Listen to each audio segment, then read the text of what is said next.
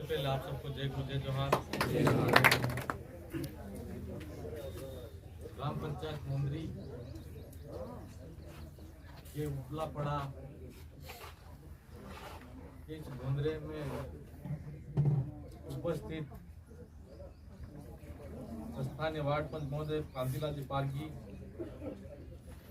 आयोजनकर्ता कांति भाई डामोर, भंवर लाल जी वार्ड पंच, नरेश जी गरासिया, दुलिया भाई पारगी, मान सिंह जी मचार, रामलाल जी मामली भाई, रमेश जी दाबियार, कैलाश जी, शांतिलाल जी पारगी, कांतिलाल जी मकवाना, हीरालाल जी पारगी और पन्नालाल जी, चंपालाल जी, राजेंद्र जी दाबियार, भंवर जी पटेल, रामलाल जी पटेल, रमेश जी डामोर, सुभाष जी पटेल, कांतिलाल पारगी, दिनेश जी, रुमाल जी पारगी, सुरमल जी और सोहन जी डामोर, टेकचंद जी बरजोड़ जी, मोगराम जी बेदी, मणिलाल जी डामोर और लाल सिंह जी, और हमारे साथ में आने वाले ग्राम पंचायत कानाला के सरपंच साहब डोडिया से मक्कन जी, संचालन करता मेरी मातृशक्ति, युवा साथी, प्यारे छोटे छोटे बच्चों, आप सबका मेरा क्रांतिकारी जोहार करता हूँ।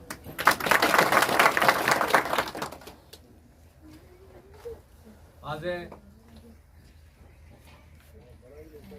आप मुंद्री में पहली वक्त उपला पड़ा हूँ, आइयो शायद पहली बार आया हूँ मैं, और मेरे को ऐसा लगा कि जिस तरह से आपने इतनी ऊर्जा और ताकत के साथ में, गर्मजोशी के साथ में जो स्वागत मेरा किया है, मैं उसका आज उम्र भर आभारी रहूंगा।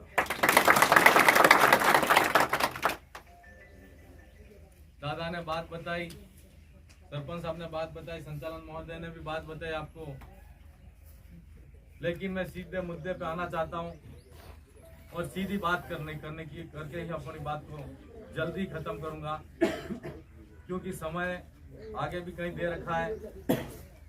आज हम मानगढ़ की इस पावन दरा के पास में रहते हैं।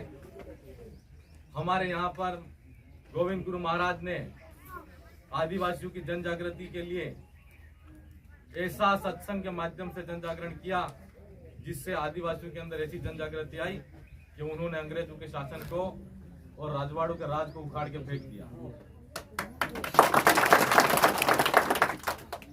और उस मिट्टी की महक हमारे सब के आज की तारीख में जो युवा साथी हैं, वडील दादा हैं, सब में थी। लेकिन जैसे ही हमारे यहाँ पर लोकतांत्रिक व्यवस्था आई, हम धीरे धीरे करके हम गोविंद गुरु के उपदेशों को भूलते गए, मामा जी के विचारों को भूलते गए। समय समय के साथ में जो परिस्थितियां खड़ी हुई और हमारे समाज की आवाज को, समाज के हक अधिकार को, यहाँ के क्षेत्र के विकास को, सबको झंडों के नीचे और कहीं कहीं राजनीति की बेड़ियों के नीचे दबाया गया और उस जंजीरों में हम बनते गए। अब मेरे युवा साथियों, मेरे वडील दादाओं, माताओं, मैं आज इस पावन दरा पर आप सबसे यह कहना चाहता हूँ, और ये लड़ाई हम सब की है और यह आवाज हमारे सब की है। अगर ये हम हमारे हक अधिकार की बात करते हैं तो पूरे समाज की बात है। मैं सीधी बात कहूँ आपसे कि 1950 में जब हमारे यहाँ पर संविधान बना, हम आदिवासियों को सबसे पहले लोकतांत्रिक व्यवस्था के अंदर पार्टियों के नीचे हम बढ़ते आए। मैं आज पार्टी की बात ज्यादा नहीं करूंगा, लेकिन आप मानगढ़ के उस साइड के अंदर 5 किलोमीटर या 2 किलोमीटर उधर जाते हैं तो उसकी राजधानी गांधीनगर लगती है। ये हम मानगढ़ के उस तरफ जाकर भी नहीं सोच पाते हैं। और इस साइड मानगढ़ के इस तरफ वाला आदिवासी भाई, उसकी राजधानी जयपुर लगती है। कुशलगढ़ के 5 किलोमीटर उधर वाले की भोपाल लगती है और कुशलगढ़ के इस तरफ वाले की जयपुर लगती है। अब सोचने का सवाल है, हम अगर उन लोगों के बारे में सोचें जिन्होंने इस व्यवस्था को बनाया है, तो हम 50 साल 70 साल उनसे पीछे हैं। क्यों? उस समय 1913 में जो आंदोलन हुआ, उस आंदोलन को हमारे सत्संग और आजादी का आंदोलन का नाम दिया, लेकिन रजवाड़ों के राज के और अंग्रेजों के शासन काल में अंग्रेजी हुकूमत और अंग्रेजी लैंग्वेज में पुस्तकों में लिखा हुआ है, यहाँ पर आदिवासी संगठित होकर अलग से भील राज की मांग कर रहे थे। कि वही मांग आज हम फिर से पुनः दोहरा रहे और भील प्रदेश की मांग कर रहे हैं। कोई नई बात नहीं है।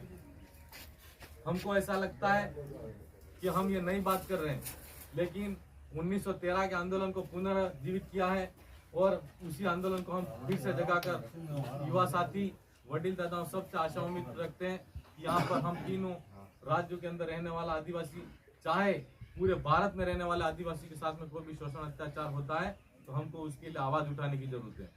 और जब तक हम उसके लिए आवाज नहीं उठाते हैं तो हमको सोचने की जरूरत है कि 70, 73, 74 साल के अंदर लोकतांत्रिक व्यवस्था आई, हम लोग आजाद यूँ कहते हैं, लेकिन हम हमारे विचारों के अंदर हम हमारी आदिवासी समाज की बात नहीं कह रहे हैं। पूरे जो भी जिसके साथ में शोषण होता है, जिसके साथ में पीड़ा होती है, उसके लिए अगर हम बोल नहीं सकते तो कोई बात नहीं, लेकिन बोलने वाले आदमियों की और जो सोचने वाला आदमी है, व्यक्ति हैं, उनकी आवाज़ को हमको सुनना चाहिए कि नहीं सुनना चाहिए। लेकिन हमारे सोचने की और बोलने की क्षमता को इन लोगों ने दबा दिया, इसकी वजह से ना तो हम बोल सकते हैं ना ही सोच सकते हैं। और कुछ बोलने वाले लोग हैं, उनको ना बोलने दिया जाता है ना सुनने वालों को सुनने दिया जाता है।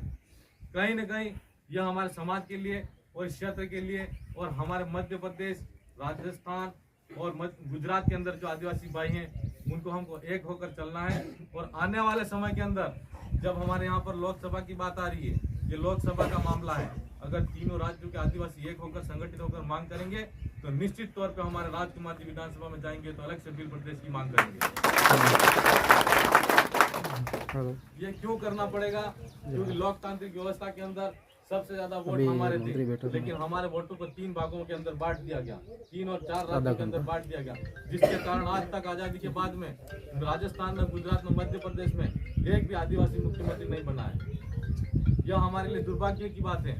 जब तक हमारा मुख्यमंत्री नहीं बनेगा, हम वहाँ पर मुख्य धारा के अंदर आदिवासी का विकास नहीं हो सकता है। इसलिए यह आज हमारी सोच है, वो सोच हो सकता है उसका फायदा हमको नहीं मिलेगा, लेकिन आज यहाँ बच्चा जो बैठा है, उस बच्चे की क्या पता, वो जब राज्य बन जाएगा वो सोचेगा कि यह हमारा बिल प्रदेश जो मांग कर रहे हैं, हम लोग आदिवासी संगठित होकर जो मांग कर रहे हैं, गोविंद गुरु के सपनों को साकार करना है, मामा जी के विचारों को साकार करना है, तो हमको हमारा बिल प्रदेश को बनाना पड़ेगा।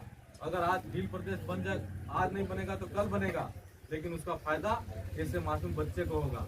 और इसको गर्व होगा कि इस आंदोलन के अंदर हमारे घर परिवार के लोग भी शामिल थे। आज हमको लठ, हथियार और तलवार उठाने की जरूरत नहीं है, लोकतांत्रिक व्यवस्था ही है। तब से हम मत से देकर सारी बातें, सारे अधिकार हमारे, जब वोट देने का अधिकार दिया है तो उस वोट से ही हम अधिकार हमारे प्राप्त कर सकते हैं। और तो हमको लठ, हथियार और तलवार उठाने की जरूरत नहीं है। मेरे भाइयों, मैं ज्यादा नहीं कहते हुए आपको एक बात और कहना चाहता हूँ कि कुछ लोग समय समय पर हमको गुमराह करने का काम करते हैं। आज कहते हैं कि 5वीं पास को नौकरी दे देंगे, यूँ कहते हैं, तो वो 5वीं पास को नौकरी कहाँ से देंगे? कहते हैं कि नहीं कहते? तो 5वीं पास की बात नहीं करते। मामा बालेश्वर दयाल के आंदोलन को हम भूल गए। उन्होंने एक बात कहा करते थे, वो उत्तर प्रदेश से आकर यहाँ पर जन जागरण किया। आदिवासी समुदाय ने जब सत्य आवाज का जब यहाँ पर आवाज उठी है, उस सत्य आवाज का समर्थन किया है और उनको भगवान माना है, उनको महाराज माना है, उनको संत माना है। उसका उदाहरण साक्षात हमारे सामने गुरु गोविंद गुरु है और मामा बालेश्वर दयाल है। तो मामा बालेश्वर दयाल कहा करते थे कि आपड़ा गाम में आपड़ो राज, आपड़ा गाम में आपड़ो राज, ये कहा करते थे। इसका मतलब ये 5वीं अनुसूची उसी को कहते हैं कि हमारे आदिवासी क्षेत्र के अंदर, इस क्षेत्र के अंदर जो कोई भी हो, वार्ड 1 से लगा के MLA MP हमारा बनता है कि नहीं बनता है? तो हम ये कहना चाहते हैं कि हमारे यहाँ पर हमारी बोली, भाषा और हमारे रीति नीति को जानने वाला आदमी यहाँ पर नौकरी कर सकता है, यहाँ पर रहेगा और वही हमारा विकास कर सकता है। आपने हम SDM कर लेता, अगर वो SDM बाहर का, अगर इन्हें कही था बड़ा तो आए जाता तो हमारी नाचम तो कम पड़े, ढूंढियों लाए तो नहीं कम पड़े, बोले पड़े तो हमारी लैंग्वेज को नहीं समझ सकता है। और ये मैं नहीं कह रहा हूँ, भारत का संविधान कहता है कि यह हमारे पुरखों ने अंग्रेजों के सामने जब लड़ाई लड़ी, तब से लगाकर ये क्षेत्र स्पेशली हमारे लिए बहिष्कृत क्षेत्र बनाकर, शेड्यूल डिस्ट्रिक्ट एक्ट बनाकर 1872 के अंदर हमको अधिकार दिया। और आज एक सबसे बड़ा अधिकार हमारे सामने, हम भगवान भगवान कहते हैं, लेकिन उस भगवान को हमारा असली भगवान हमने नहीं जाना। लेकिन आज आदिवासी की जमीन गैर आदिवासी नहीं खरीद सकता, ऐसा कानून बनाने वाले हमारे ये झारखंड के 25 साल के युवा, जिन्होंने अंग्रेजी सल्तनत को हिला के रख दिया और हमारे आदिवासियों की जमीन आज गैर आदिवासी भी नहीं खरीद सकता, ऐसा कानून बनाने वाले बिरसा मुंडा थे, जिनको हम भगवान की उपाधि देते हैं। और हमको हमारा असली भगवान कौन सा है? जिसने हमको ये हमारी जमीन को सुरक्षित किया, हमारी आने वाली पीढ़ी को सुरक्षित किया, हमारे बच्चे का भविष्य सुरक्षित किया। आज यहाँ पर आकर यह कृषि भूमि है, यह एरिया हमारा है, इस एरिया के अंदर कोई भी दूसरा आदमी आके नहीं खरीद सकता, ऐसा कानून बनाया। क्यों? कि हमारे पास में एक ही दौलत है, कौन सी? जमीन। और जल जंगल जमीन का नारा सबसे पहले बिरसा मुंडा ने दिया, और बिरसा मुंडा के आंदोलन से प्रेरित होकर पूरे भारतवासी के अंदर आजादी का बिगुल बजा। आजादी के अंदर सबसे पहली लड़ाई लड़ने वाले बिरसा मुंडा जी थे, जिन्होंने 25 साल के अंदर अपनी क्रांति और अपनी मांग इस भारत देश के अंदर महकाई, और अंग्रेजों को भारत छोड़ के जाना पड़ा। तब 1913 के अंदर जो आंदोलन हुआ, और यहाँ पर 1919 के अंदर महात्मा गांधी आए थे। महात्मा गांधी जब आए तो उन्होंने देखा कि रोड पे, सड़क पे जो लोग खड़े थे, उस पे एक स्टैच्यू ऑफ यूनिटी, सारे लोगों ने पूछा कि कौन आदमी है जो मतलब खाली धोती पहन कर पूरा नग्न अवस्था के अंदर है। तो गांधी जी ने पूछा तो लोगों ने बताया इसका नाम बिरसा मुंडा है। जो आदमी 25 साल की उम्र के अंदर अंग्रेजी हुकूमत को हिला कर रख दिया। तब से गांधी जी ने भी फिर दांडी यात्रा निकाली, और उन्होंने खुद ने धोती पहन के, वो कोट पैंट टाई वाला आदमी था, बैरिस्टर था, फिर भी उन्होंने उसको छोड़कर धोती पहन के पूरे देश के अंदर दांडी यात्रा के नाम से पूरे देश में आंदोलन चलाया, और वो आंदोलन सफल हुआ। इस देश की आजादी के आंदोलन का जनक भगवान बिरसा मुंडा है मेरे भाइयों, ये आपको समझना। आज 15 अगस्त तो 26 जनवरी हम सबकी जयकारे लगाते हैं, लेकिन हमको हमारे पुरखों को भी याद करना है। उनके उन्होंने अगर जितने नाम कमाए हैं उनकी याद हमको कहीं पर सार्वजनिक मंच होते हैं, उस मंचों पर कहना पड़ेगा, तब जाके हमारा बच्चा ऐसा बच्चा होगा, वो जानेगा कि हमारे पुरखे भी इस आजादी की लड़ाई में और देश के आंदोलन के अंदर सक्रिय थे, और जिन्होंने इस देश की आजादी के अंदर आंदोलन किया और अपनी जान गंवाई।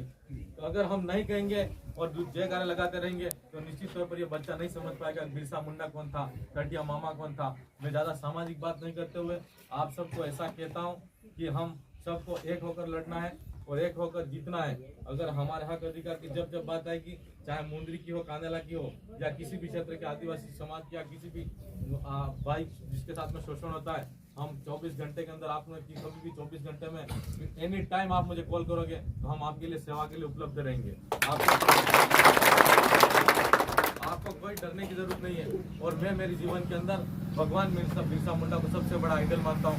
मेरे जीवन के अंदर अगर कोई आदमी है जिसको मैं सबसे ज्यादा प्रेरणादायी मानता हूँ, वो भगवान बिरसा मुंडा मेरे भाई।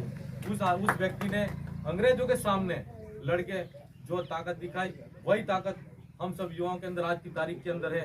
और इस बागीधरा विधानसभा के अंदर हमने वो ताकत खड़ी की है, युवाओं ने और बुजुर्गों ने, सब ने मिलकर, जिसके कारण आज बागीधरा विधानसभा के अंदर गांव के अंदर ढोल बज रहे हैं। और एक दिन ऐसा डंका बजेगा कि आजादी का बिल्कुल बागीधरा में फिर से बजेगा।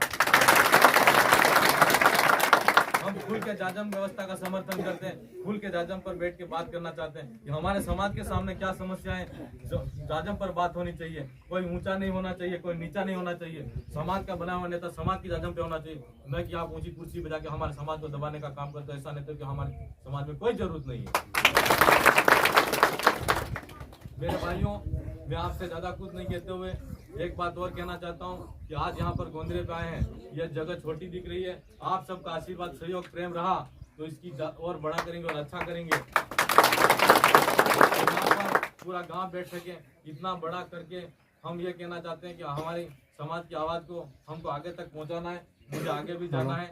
और आप सबने सुना, और आप वडील दादाओं को एक बार और कहना चाहते हैं, मामा जी एक बात कह दिया था कि पडीडू खुवाई जाए तो हरजा मालजून, हरजू खुवाई जाए रात मालजून, कितना तक नहीं कितना था काजे हाथ खुवा जो है तो फुलडाम चलता है क्यों मामा जी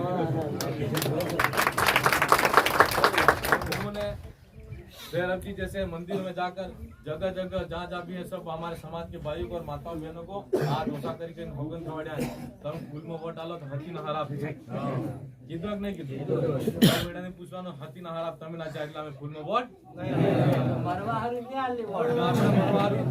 मामा जी ना कह दिया था ने तमें भी हती न हराब एम करी होगन खवाड़िया એટલે અમે ફૂલ માં વોટ એટલે મારા બાજુ તમને બીજી વાત નહીં કહું ફેર ટાઈમ આવે ફેર કહુંगा પણ આજે समय ની વાત है જેવી સમસ્યા આવે આપ ઘર પધારજો પાછો સમય લાગે તો નિશ્ચિત તौर માં આऊंगा 23 તારીખ ના આપણે सांसद ना प्रत्याशी राजकुमार जी रोज साहब निर्णय तीड़ा है। आप सबने आशा अपेक्षा उम्मीद है कि बदारजू कृपया घोषणा कर आश्वासन आलो कि आपको मत तो देना है, लेकिन आपके हर रिश्तेदारी में, काका बुआ में, बहन को, जहाँ जब कहीं भी अपना रिश्ता है उस जगह पर जगाना है और बताना है कि हम ये बारी हमारे हक अधिकार की है। कुदरत ने हमको फिर से मौका दिया है। एक बार हम आपसे मिल नहीं पाए और हमसे चूक हो गई और आप हमको समझ नहीं पाए, तो हो सकता है आपसे भी चूक हो गई होगी, लेकिन कुदरत ने फिर से हमको मौका दिया है कि इस भूल को सही कर देना। और इसलिए यहाँ पर बागीदरा विधानसभा के अंदर, पूरे राजस्थान के अंदर उपचुनाव हो रहा है, इस भूल को मेरे भाई सुधार देना, ये मैं 2 हाथ जोड़ के आपसे कहना चाहता हूँ। तो आप सब से मैं यह बहुत आशा है, अपेक्षा है, उम्मीद है, इन विश्वास के साथ में लेके यहाँ से जाना चाहता हूँ। और 2 हाथ खड़े करके आप विश्वास कीजिए कि आप 26 तारीख तक पूरा समय देंगे। और धन्यवाद, 26 तारीख तक पूरा समय देंगे। और इस विश्वास के साथ में कि आप जहाँ तक हम नहीं पहुँच पाए, मैं खुद जगीदाता हूँ, मैं खुद राजकुमार हूँ, ऐसा समझ कर घर घर तक पहुँचे और वार्ड वार्ड तक पहुँचे, जहाँ अपना हक हुई हो, जहाँ अपने रिश्तेदारी है, जहाँ तक अपना हो सकता है। विधानसभा से बाहर भी आपको प्रचार करना है, क्योंकि यहाँ उपचुनाव है करके विधानसभा में करोगे, लेकिन हमारे लोकसभा चुनाव भी है और उस प्रत्याशी को भी हमारे वहाँ पर दिल्ली में भेजना है। और वो यहाँ पर बाहुबली कहते हैं, अभी पार्टी में नहीं ज्वाइन किया है, पार्टी दल बदल दिया, उसी आदमी के सामने राजकुमार जी रोज लड़ रहे हैं। और जो टावर गिर चुका है, टावर को वापस खड़ा नहीं करना। और आप सबने चुना, इन बातों को लेकर मैं भावनात्मक, जब समाज की बात आती है तो मुझे बहुत भावनात्मक थोड़ा आक्रोश भी हो जाता है। मेरी बात को किसी बुजुर्ग को बड़ा लगा हो तो माफ, बुरा लगा हो तो माफ करना, क्योंकि आप बड़े हो, मैं छोटा हूँ, मुझे बेटा समझ के माफ कर देना। इन्हीं शब्दों के साथ में मेरी वाणी को जय विराम देता हूँ। आप सबकी जय, जय जोहार, जय आदिवासी, जय भील प्रदेश, जय संविधान, जय भारत।